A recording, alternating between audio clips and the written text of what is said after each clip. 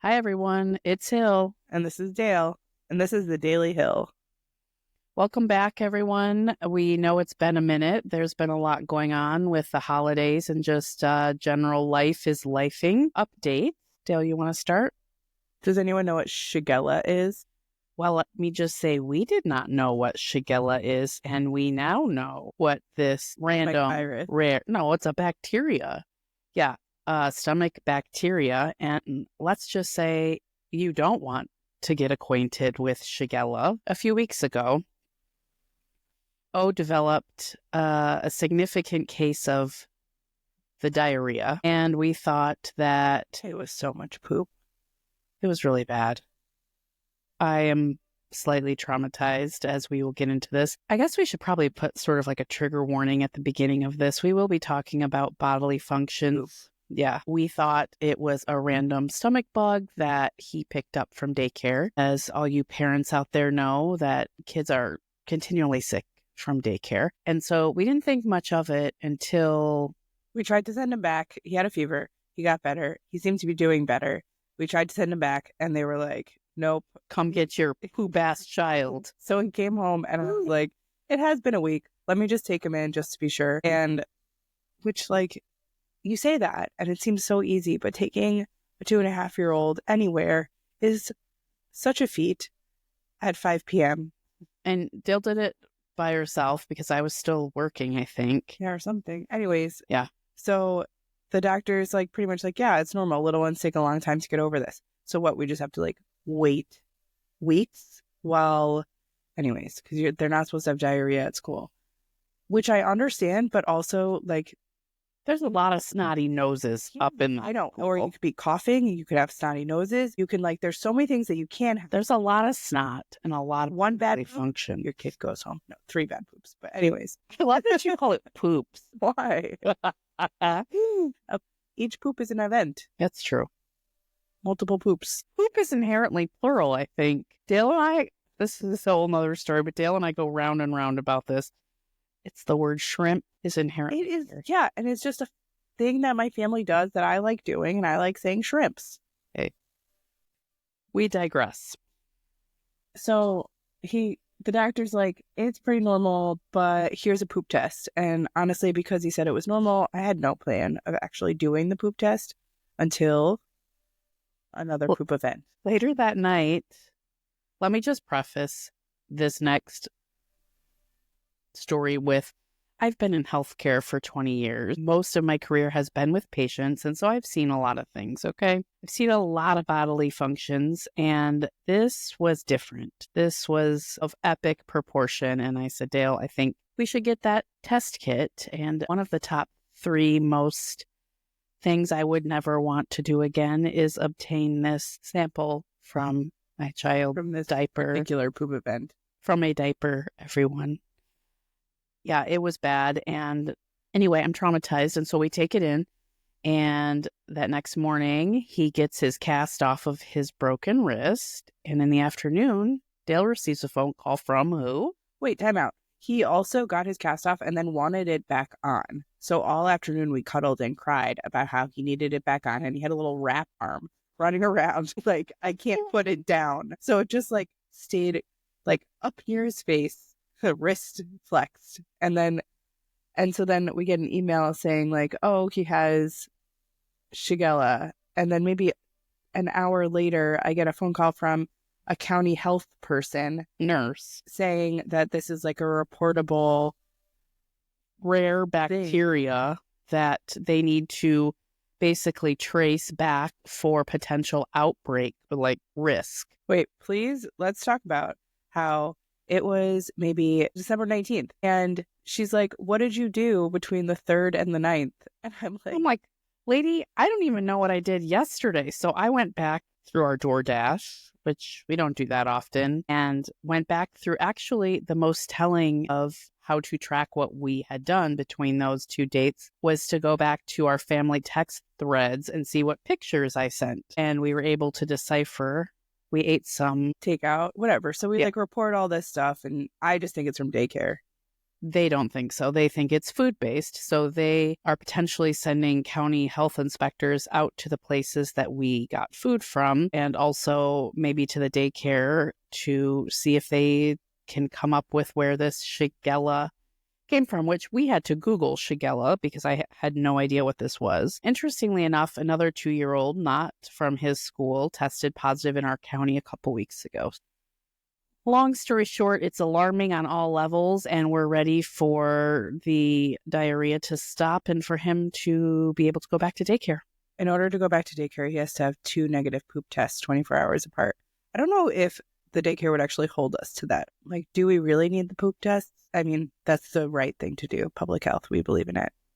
Oh, yeah, definitely. We believe in science. We believe in public health. So we are following all the rules, Dale. But I'm just ready for my kid to go back to daycare. And it's going to be such a tough transition because we have just been playing on the floor for 2 weeks straight while we're juggling, working, getting ready for the holidays, cleaning, pooping, so much poop. I do think this would be a great conversation with other parents and non-parents, because adults can get Shigella. Like, have you had this before? If you've had this or something similar, let us know. How did you deal with it? Did you take Imodium? Have you ever had something that had to be reported outside of COVID? To the county health department. Yeah, outside of COVID. Have you? No. Have I? Have I? Norovirus, did that have to be, is that something that gets reported? I don't think that got reported, but I thought I was dying. I got it from a patient. Thought I was literally dying. I was on the floor. You were supposed to go to Vegas that day, right? Yeah, and I called my sister and I said, SOS, bitch. And she just said bye. Yeah, she said, I'm going to Vegas. See ya. I can picture you with, like, I know it wasn't this many years ago, but I picture you on a floor in a bathroom with like a Nokia or like a Motorola flip phone. Some type of really old phone. Yeah. Calling Alexis and being like, oh, I need help. And your sister going like, gotta go. Yep. She's like, vacay calls, gotta go. How were your holidays? They were good. Christmas Eve was great. Dale and I hosted and had friends over. And then we woke up Christmas morning, the three of us not feeling well. The little one coughed through the night. I had a sore throat and Dale was congested, so we were unable to do our Christmas Day plans, but we still had a nice day, the three of us at home hanging out. Please note, Shigella, the ending of Shigella should be right around now, and now we're already on to our next. Oh, I think it's really important to note, Dale, that we did not get Shigella, and the county health infection nurse was actually super proud of us and applauded our hand washing skills. Hand washing works, people. I have been persistent in being like, I am not going to get sick. So I've washed my hands 1 million times, and I have this nose spray that I think keeps me from getting sick. Yeah, I learned about this nose spray in one of my newsletters randomly, and I read all the reviews on Amazon, which people were like, I swear by this nose spray. So Dale and I are basically xylitol nose spray converts. It's not the kind of nose spray you can get addicted to, side. But with all of that going on, the holiday knowledge that people know that you get addicted to nose spray. Maybe not. I don't know if all of you know, but there is, I think it's just the prescription nose spray that people can become addicted Steroid? to. What's it called? I don't know. Flonase? We are not medical doctors, and we do not give medical advice. Don't they say that on podcasts? Saying this is because I don't even believe you could be addicted to nose spray. I think unless you're obsessed with not getting sick like me, and then you'll spray anything up your nose at any time. Yeah, we cried a lot for O's first 2 years of life because we were very sick. I'm sure all of you parents can identify with that. So how were your holidays? And as we move to wrapping up this intro here shortly? They were good. I feel satisfied with O's happiness and magic. Yeah, it was really cute. And I got to host a family member that moved close by for the first time, and that made me really happy. Mm-hmm. 2 family members. And in the middle of all this chaos, we have been working on podcast things, but it just has not resulted in a final product yet. But now we are moving forward, and we are very excited because this episode who do we have, Phil? Dee. And who is Dee? Dee is first and foremost a friend of ours, somebody I have known a long time, but also since my 20s, probably since my mid to late 20s, and I'm 45. So I would say pushing 20 years. Used to hang out together at the Egyptian room, the E room back in the day, old school lesbo club, which I miss a lot. And Dee, it's been really awesome to witness the evolution of her life and interests and gifts. And this conversation for me, I think, is a culmination of all of that. And it was really, really fun. And I learned things during this conversation that I never would have known had we not organized this podcast. And this was one of our goals, was to connect. And it just feels really good to be putting this out there for everyone. And so not only is she a fabulous and awesome person, but also an intuitive and medium. And we had a lot of questions to ask. I have been to many psychics, mediums, and intuitives throughout my life from my late teen years on, and have many really cool stories. I know this is a really polarizing topic. Dale and I have gone round and around about this for a long time since we met. And I am a true believer and in this gift. And Dale is a little more of, would you say, a skeptic? Yeah. I mean, I think I was just thinking about this. I think the one that really sets me over the edge is the one that could talk to pets. The animal communicator. If any of you have worked with an animal communicator and want to talk about it, hit us up. We want to interview you. Yeah, because I will not believe it. I believe it. Anyways, I just have never really believed in any of psychic things, or I mean, I don't believe in aliens. I do. You really don't believe there's other life out there? All the weird drone shit, UFO stuff happening, especially over New Jersey lately. Okay, I think that if there is life out there, it is not anywhere near here that we would have any evidence of knowing. Maybe they're like, these people are imploding. We need to save them. The alien race is coming for us. It needs to save us. I still don't think that they would. I think if there was other life on other planets, we would have more scientific evidence with how many things are in space right now. And I think that so many things are in space that it makes people think, because there's things have been going into space for so long that old things can be floating around. I mean, you're not wrong. However, I believe there are aliens. And here's another question. They can put a man on the moon and put astronauts into space, but we cannot do basic things like get health care or get a cure for cancer, AIDS, diabetes, or you know what? Let's even just break it down to something more simple. My sister and I were texting this morning about the annual cost of childcare, and we can put a man on the moon, but we cannot get affordable. Can I tell you why? Yeah, here we go. Capitalism. Yeah. All about another dollar in somebody's pocket. It's true. Why not make more money? I mean, Dale, we have had many conversations about capitalism and our participation in it, and how we don't have a choice but to participate to some level in capitalism. Why there aren't answers to very simple things is because the system is set up to put more money in powerful people's pockets. You're the one that put us on capitalism. I wasn't about to bring it up for any reason. Except maybe these psychics are out there for $1 in their pocket too. Just kidding. I'm offended. I don't not believe in them that hard. Also, I feel like my views have changed a little bit. You have softened to it a little bit, I think. I think it's more of that, just because I don't believe in it doesn't mean that somebody else shouldn't.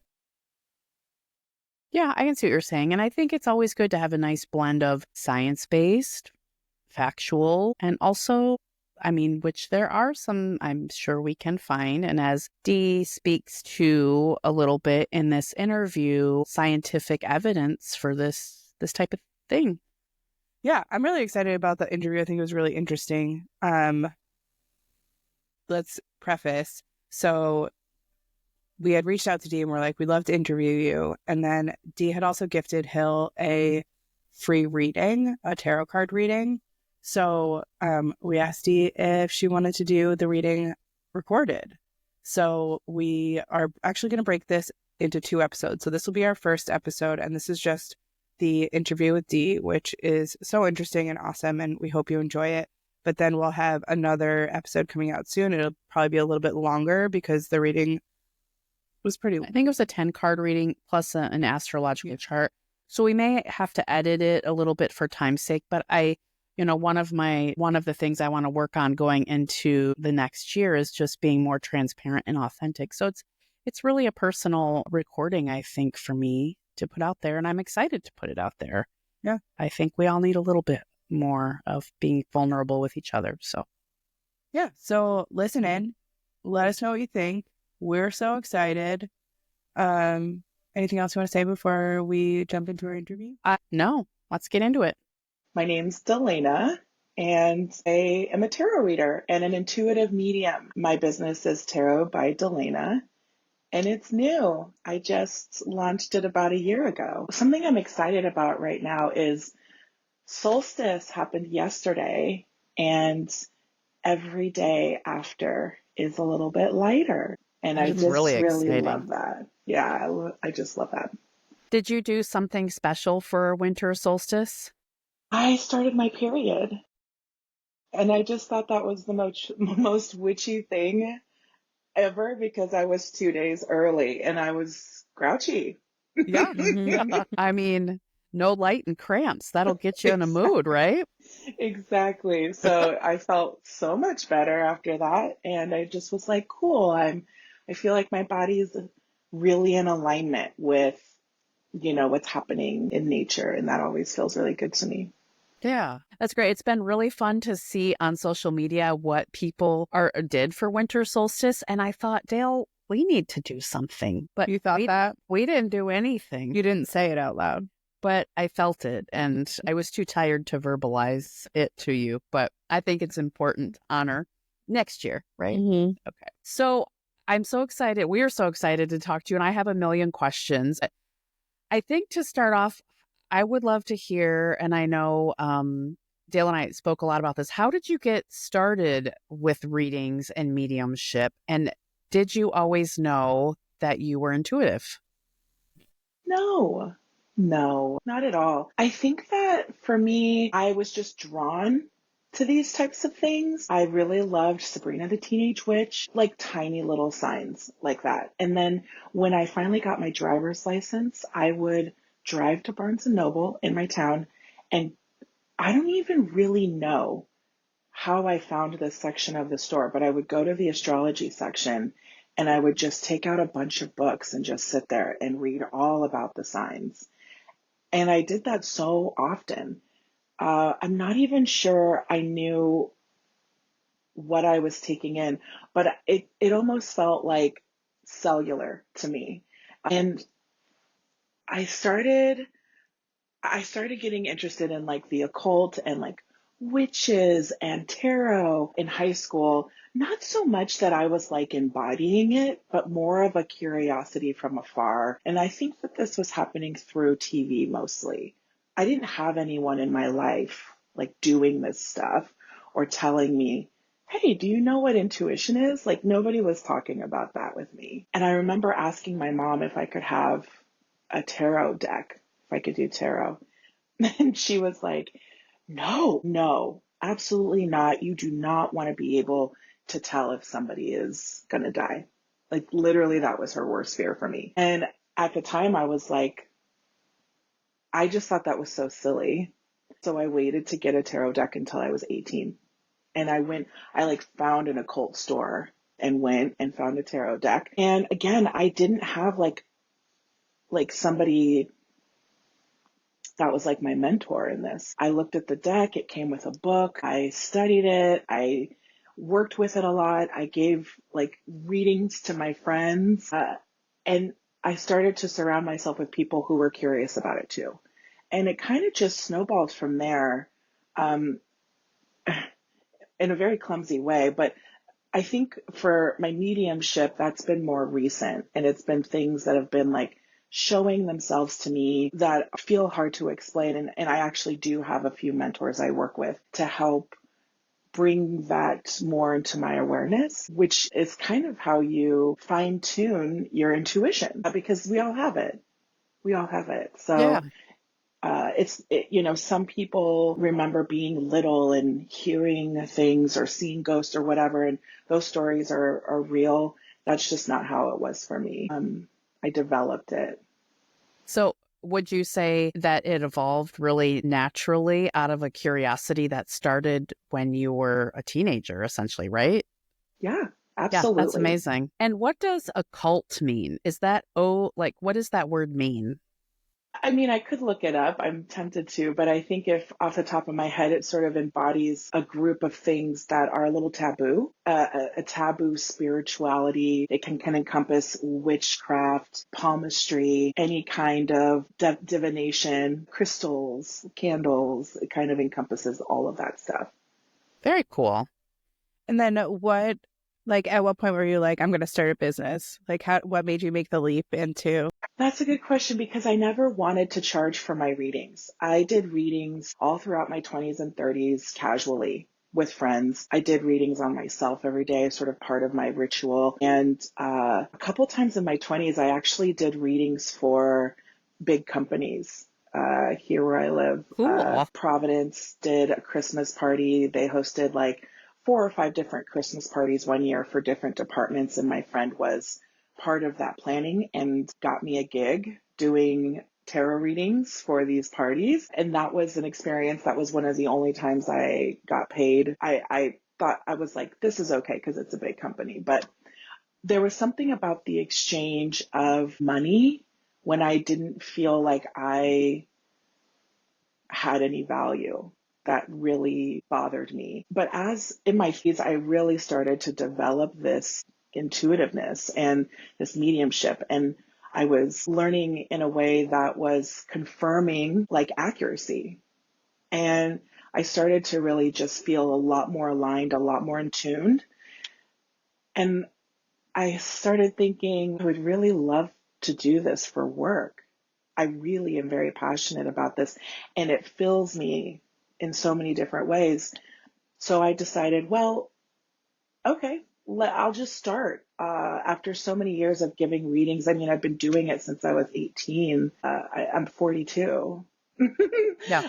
Last year, I was just like, let's just start and see. And so far, I haven't advertised. This has all been like word of mouth, but I've really enjoyed getting so much interest in it, and it's been something that has helped me grow as well as like feel super fulfilled. That's so cool. And so is the business growing? Are people finding you? People are finding me, and I have a couple businesses and I run them all off intuition and energy. And it's just my vibe. You know, it's not for everybody, but for me, this is how I do it. So I haven't really felt the call to expand in my, PR at all or Yeah. advertise. But I see people like finding me and I feel really excited about that. And this opportunity as well is just feels like it's going in the right direction. And also timing is really important, understanding time and really how that incorporates in like growth. So I'm not in a rush, but it's all moving in the right direction at a pace that I feel comfortable at. That's awesome. And you're having a good time doing it, it seems So like. fun. Oh, So fun. And it's really the connection between me and the person that I'm reading that is the coolest thing. Not only get to connect with you and your energy, I get to connect with your guides. I get to connect with the people it's that so cool. are all around you all the time and be a voice for what you might not be hearing. Very It's really cool. cool. I love Yeah. that. Can can you describe like the different, so you do tarot card readings, but you do like astrology stuff, and is that the same or different? And then like what would you define intuition as? Like, can we like do like a little bit of a definition of all the things? Yeah. Yes.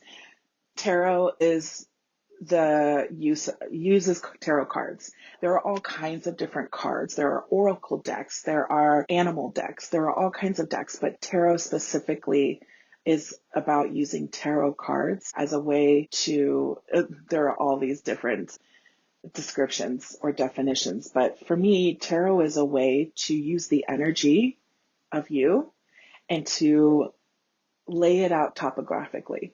essentially. You're taking in whatever is in and around you that needs to come to the surface, and you're laying it out in a way that your eyes can see it. And in that, you digest it differently. And it's affirming or not, maybe it doesn't resonate, but there's a way that it's different, that you're seeing the same issue, experience, situation in a different way. Some people can, I think that we're all conditioned to, have these stereotypes of society and like social things where it's like, oh, I can tell your fortune with these cards, or I can communicate with the dead through these cards. And that's not exactly how it is for me. I am literally using your energy and the energy of your spirit guides and your spirit team to bring something to your attention. And you likely already know this.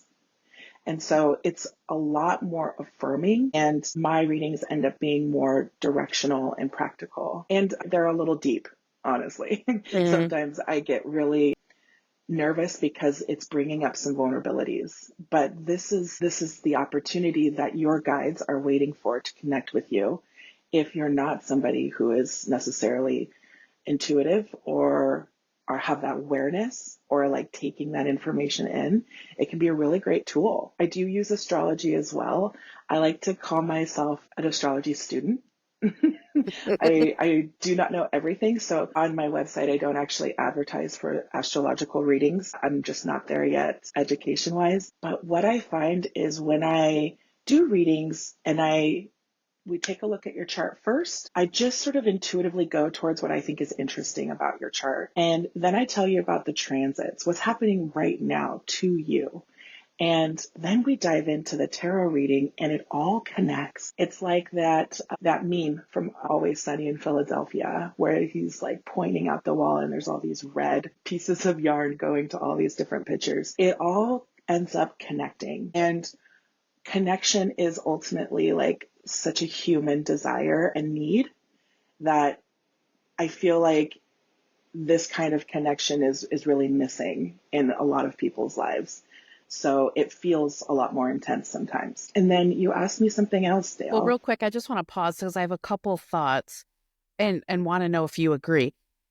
I think you're spot on about connection, and especially, I don't want to say after COVID because COVID's still a thing, but after the emergency portion of the pandemic starting and we all lost so much connection with each other, I feel like your timing is impeccable with launching your business and, basically your gift to society in a way, another way to help us connect in a really disconnected world after 2020, right? Would you say that the connection piece that you are reading into when you're working with people is missing across the board or most of the time for people? It's so much simpler than that. And it sounds so cheesy, but like a lot of us are not even connected to ourselves. Yeah, that's true. And Yeah. this is like such a really great way to reflect back to yourself what you are hiding from yourself, what you aren't seeing, your blind spots, right? And those blind spots can develop in an effort to make daily living easier. You know what I mean? And Yeah, and so you bring up a good point. I think it's probably difficult. Would you agree to connect with others if we're not connected to ourselves? totally, but that is also such a survival mechanism in times of trauma and stress and collective like intensities is to shut down parts of ourselves that will be most vulnerable to connection so that we can remain vigilant. And a lot of my readings, I see people, I basically see the cards reflecting back to people like, do you remember this? Do you know that this is what we want? Like this is parts of yourself. And I am just the messenger. I literally throw cards and I tell you what they mean. And of course I get intuitive hits and I'm hearing your guides, right? So I'm reflecting that back to you.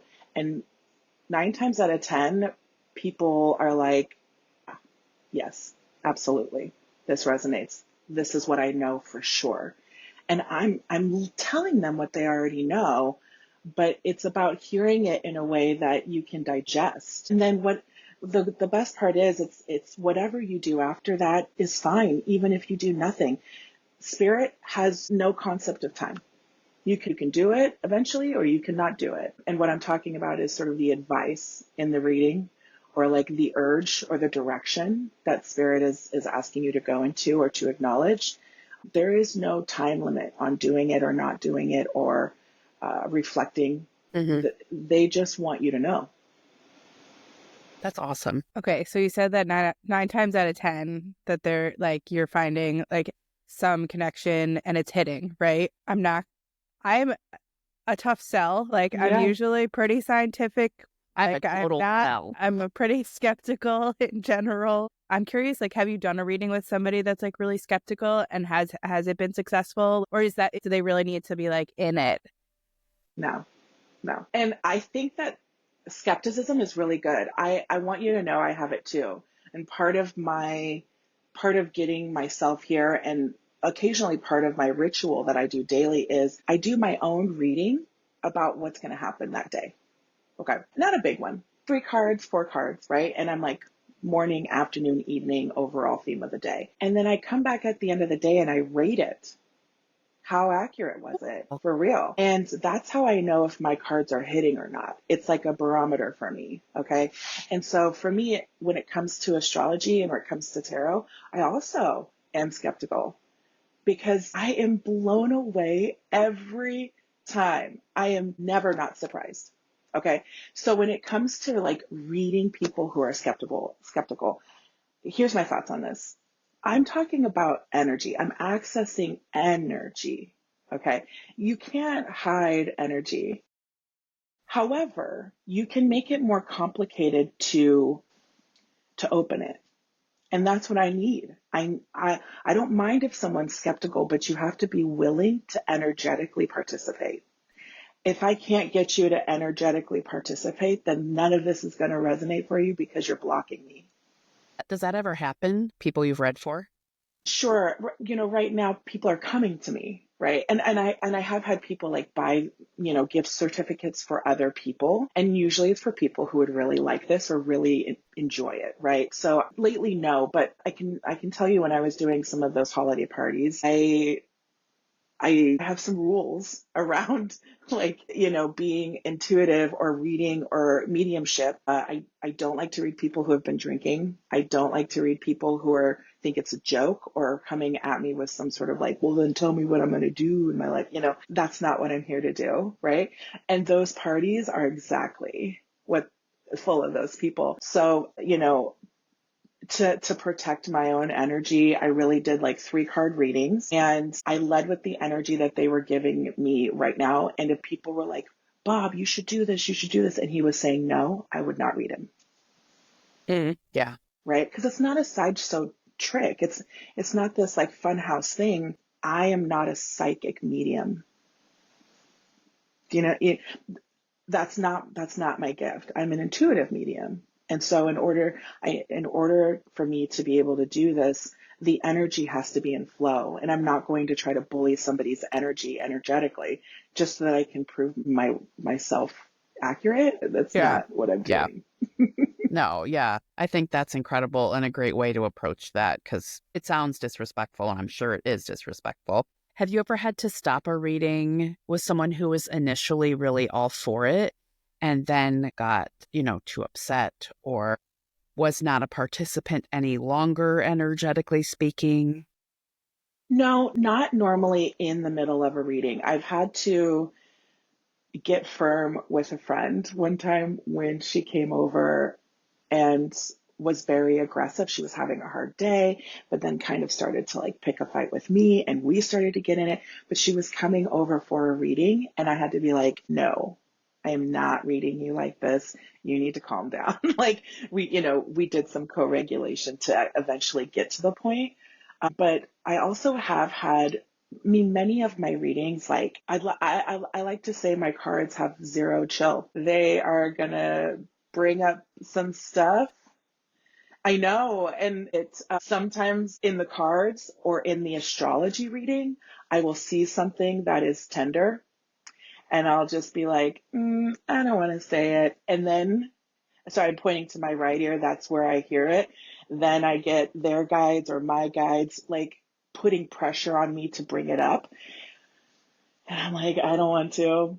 And then eventually I do. I have to say it, and I have to figure out a way to say it in the most gentle way possible, which is usually through questions, so that it's gentle. But yeah, I have a tendency to. Lots of people cry when Mhm. I don't know if that's a good sell. I just have to be really honest, because this is not.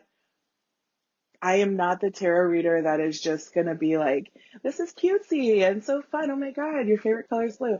No, I'm going to be like, is this how you grew up? Sorry. Yeah. Like I can see it, and it all sort of goes back to like what you're probably dealing with right now. Right. And it's hard for me to ignore those things. And sometimes spirit will not let me. They will not let me ignore it. And then I have to say it in order for us to be on the same page so I can like present the rest, you know? You've said a couple times that like you get intuitive hits or like spirits like talking in your right ear. And I'm curious more about like to like the medium part. Like what does it look? Is it of like literal words? Is it just like a feeling? Is it a gut? Like where do you feel it in your body? If it's a feel, no, what does that look like when you're getting like Sure.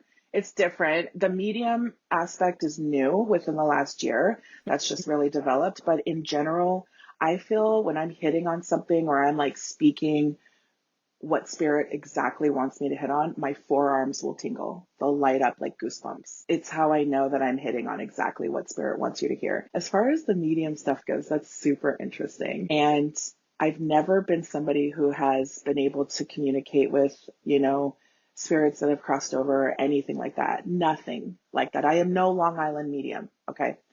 But last year I was getting a massage, just a regular day. I'm just getting a massage, and I've gotten hundreds of massages. So I lay down and I close my eyes, and I kid you not, through this whole massage, only two things went through my mind. And I actively tried to think about other things and couldn't.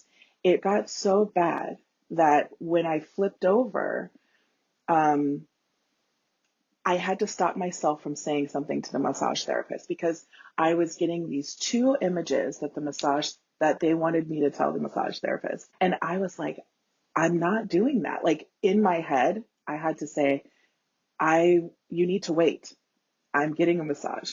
So I'm just learning boundaries. So after the massage, I got dressed and I was going back and forth, like, do I say something to her? Like, I just thought to myself, I am not the Long Island medium. I can't just go around asking people if they want me to tell them stuff. So she came back in the room after I was dressed, and I told her that I was an intuitive medium and asked her if she wanted to hear the things that I saw and felt. And she was like, sure, yes, this is cool. And I said, well, the first thing I saw was your fingertips lit up with gold. Like you have a real power to your touch, to your massage therapy. Like you should know that there's somebody working with you on the other side when you give massages. They're very healing. And she was like, wow, that's incredible. Thank you. And then I was like, and I'm really sorry for this other one because it doesn't make any sense to me. But the name Eric literally over and over and over again just kept repeating in my head. Not only was it repeating, I would see it like typed out in like white letters, Eric. Nothing special, just basic like typewriter font. And I was like, I don't know if that's a spirit guide or somebody. I feel really weird mentioning it. And she like had to like squat down, and she was like, oh my God, Eric was my best friend in like when I was younger, and he passed away, and this tattoo on her arm was for him. And it was like the first time that I had ever had an experience where that connected. Mhm. And we were both just sat in that room like, whoa, That is what? incredible. So after that, it was more pronounced. And I try to explain it like this. It's not like I can hear them. It's not like I'm using my ears, even though it's surrounded by my ear. It's more like an energetic feeling. And it's like hearing somebody that's really far away, or like somebody's on a phone call on speakerphone in the living room, but you're in the bedroom. You can kind of hear it, but it's not super clear. It's kind of like that. It's not it's not very direct, and a lot of times people have so many guides that they're talking at once. So I have to slow them down. I have I have read people whose team is totally quiet. Just recently I had somebody that came for a reading, and normally there's a good amount of chatter, quiet. Like it was like they were monks. But then in the cards, they were all there. They were communicating like crazy. It was cool. That's so awesome. Yeah, I hope I And answered your question. oh no, yeah. And my follow up to that is, so you're just trying to go get a massage. You're having a Totally. self-care day. Like, how do you Absolutely. shut this off? How do you sort of cocoon yourself in an energy that protects you? Because that it seems like it would be really emotionally and energetically exhausting for you. Yeah, I think now that that is something I'm sort of unpacking for myself and wanting to get deeper into, the protection part, the energetic protection part is a natural follow up to that. So that is what I'm learning about. And like I said, I have some mentors that I work with, but I use a protection oil sometimes. I didn't then, I had no idea I would need to. But if I'm going to be in big groups of people, if I'm going to have somebody touch my skin, Hmm. clearly that's a definite thing for me. Protection oil and also protection, like if you're an energetic person, an energetic being, which I see a lot of people are, but don't identify with, right? There's so much you can do that is so easy just to protect yourself, your heart space, your third eye, your face, okay? And it's just really about thinking about that. Oh, okay, I'm going to put up this nice big shield before I walk into this party so that other people's energies can't penetrate. It can really be as simple as that. So I use a lot of those visual techniques as well.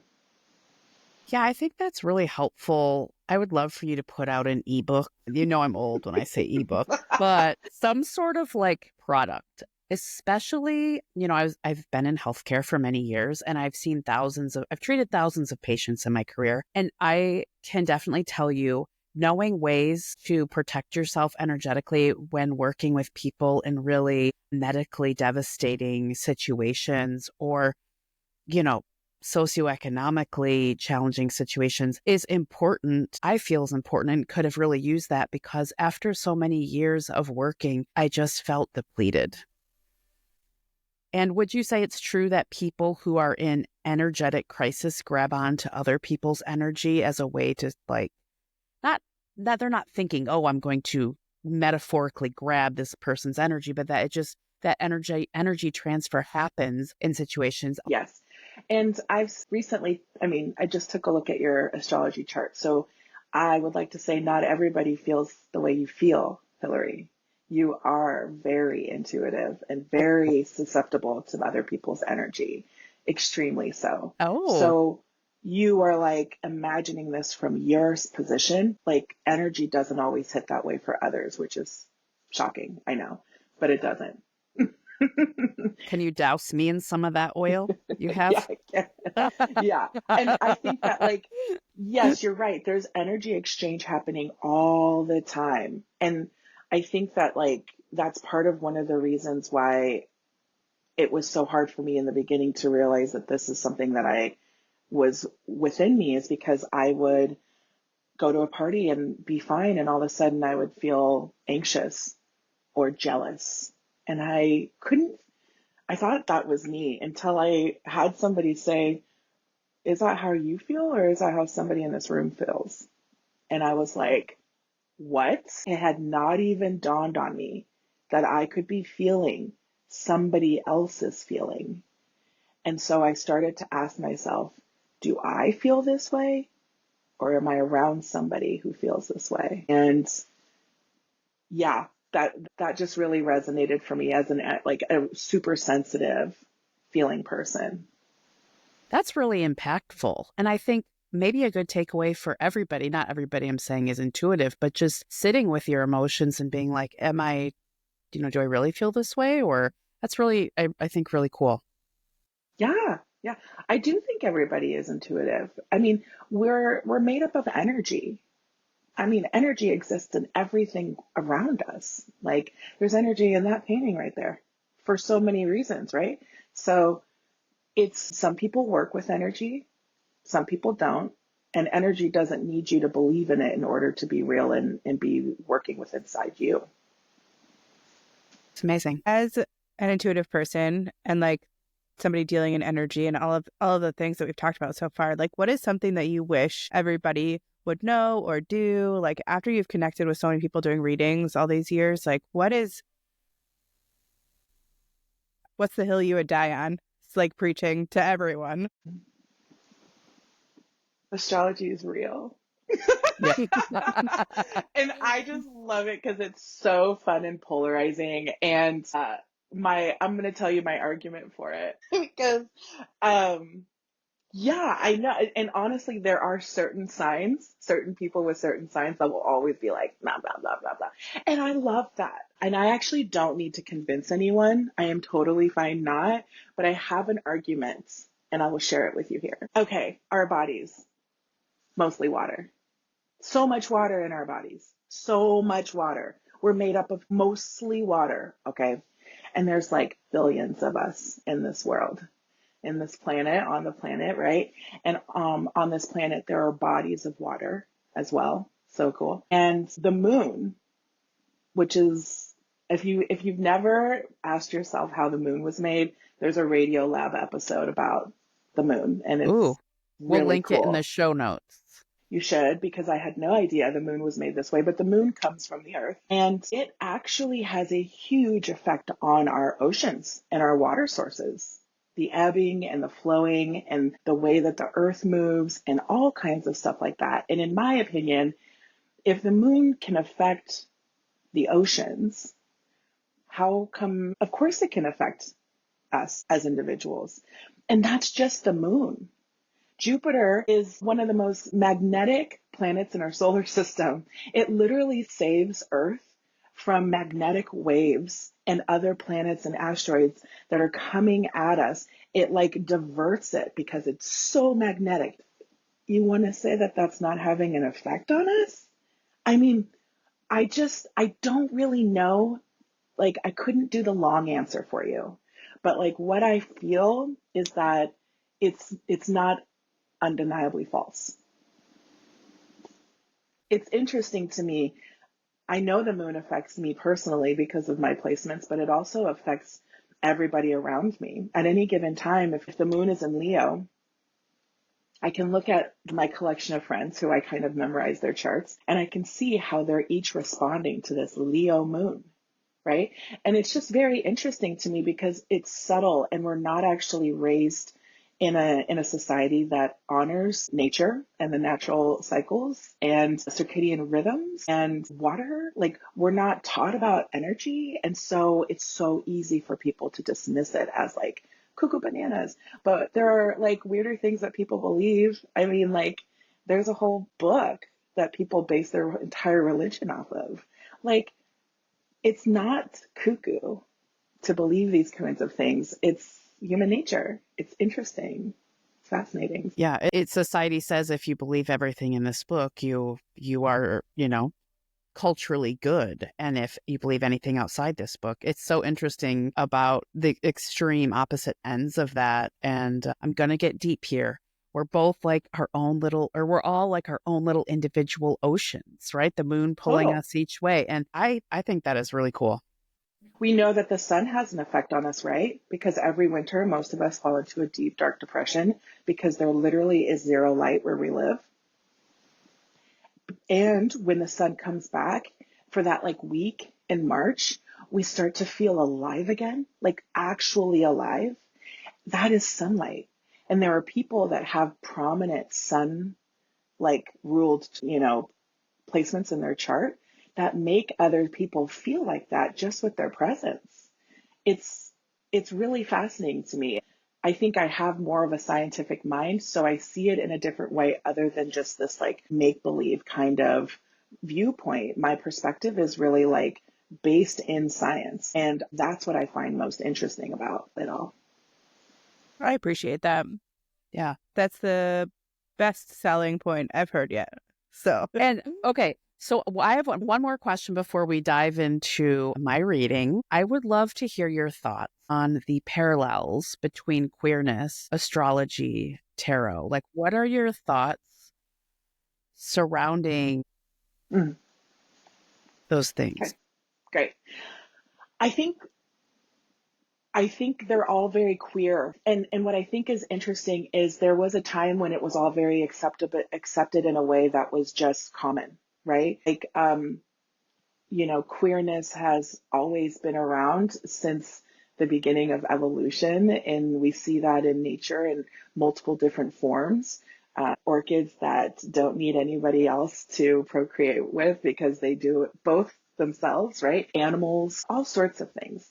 And I think that it's so natural that that through society and conditioning and white supremacy and patriarchy and goodness, right, which is really rooted in white supremacy, you find that's sort of where you find a lot of the hate and sort of a lot of the vitriol for it.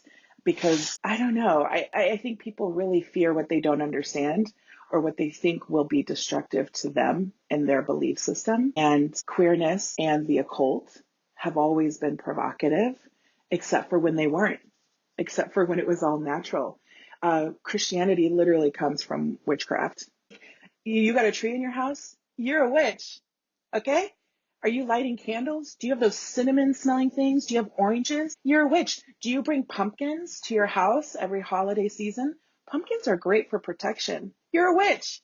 Like, it all, it all just stems from these natural ways that humans have, communicated and honored nature and the land.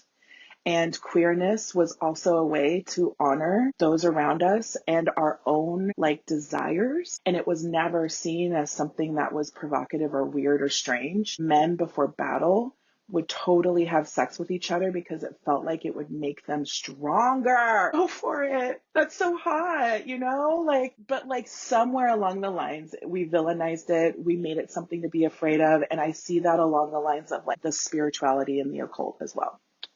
That's amazing. Kudos on that amazing answer to the question I just randomly threw at you. So thank you. Lots of food for thought there. And anything else, Dale, before we move on? Yeah. It sounds like you did some prep work. Do you think that Hill's reading should be recorded or what? Yeah. Okay, cool. I'll go for it. Or is there I assume you would feel a warning if it was. I never feel warnings. And so when you guys are yeah, let us know if you want to take anything out. I don't have anything to take out. I think you'll have to let us know. I'm in this. I'm transparent, authentic, and I'm just real, and let's go for it. Okay, we're going to cut it off right there. And we're going to go into the astrology and tarot reading for our next episode. We hope you enjoyed this content with Dee. We loved it and learned so much, and we hope you did too. Hill, is there anything else you want to add before signing off?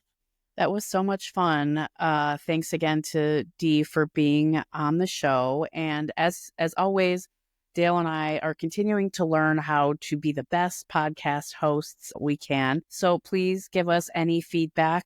We welcome it. Let us know what you think. And if you are really liking the content and the show, please share our show with your friends and family or on social media. Follow us on Spotify, rate us, please, and follow us on Instagram at the Daily Hill. All right. We'll have another episode out soon because we have it already. Can't wait. Yeah, and we can't wait to hear what you all think. Thank you. Signing off. See you soon.